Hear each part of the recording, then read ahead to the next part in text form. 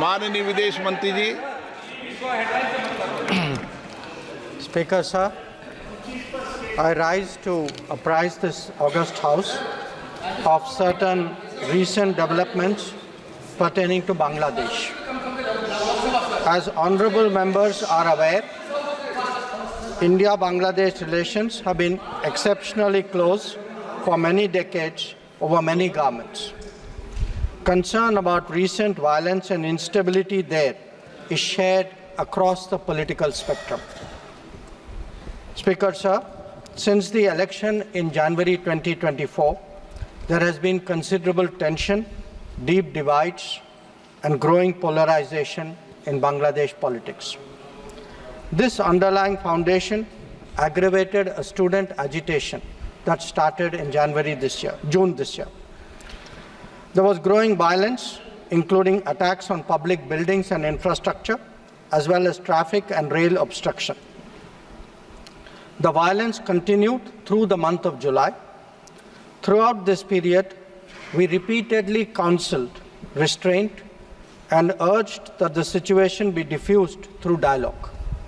Similar urgings were made to various political parties, political forces with whom we were in touch. Speaker sir, despite a Supreme Court judgment on 21 July, there was no let-up in the public agitation.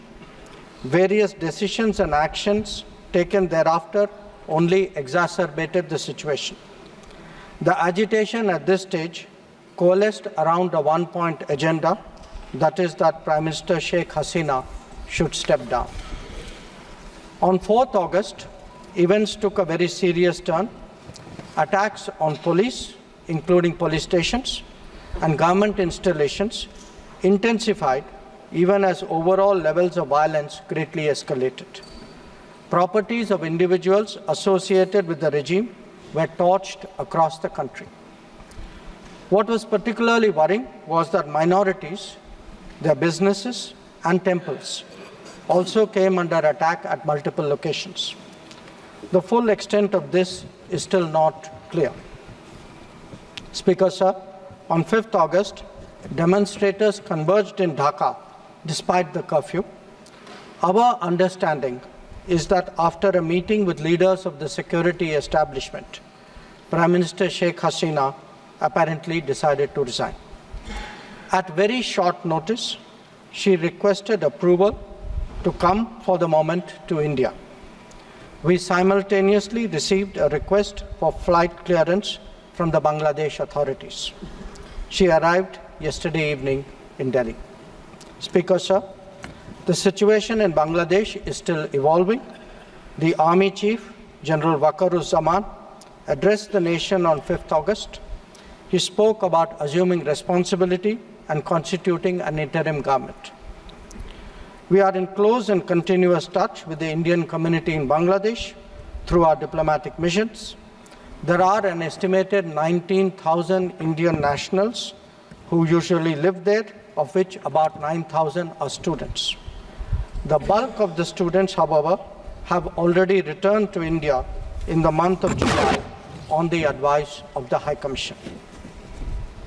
In terms of our diplomatic presence, in addition to the High Commission in Dhaka, we have assistant High Commissions in Chittagong, Rajshahi, Khulna, and Sylhet. It is our expectation that the host government will provide the required security protection for these establishments. We look forward to their normal functioning once the situation stabilizes. Speaker sir, we are also monitoring the situation with regard to the status of minorities. There are reports of initiatives by various groups and organizations to ensure their protection and well-being. We welcome that. We welcome that and will naturally remain deeply concerned till law and order is visibly restored. Our border guarding forces have also been instructed to be exceptionally alert in view of this complex situation. Speaker sir, in the last 24 hours, we have been in regular touch with the authorities in Dhaka. This is the situation as of now. I seek the understanding and support of the House in regard to sensitive issues regarding an important neighbor on which there has always been strong national consensus. Thank you.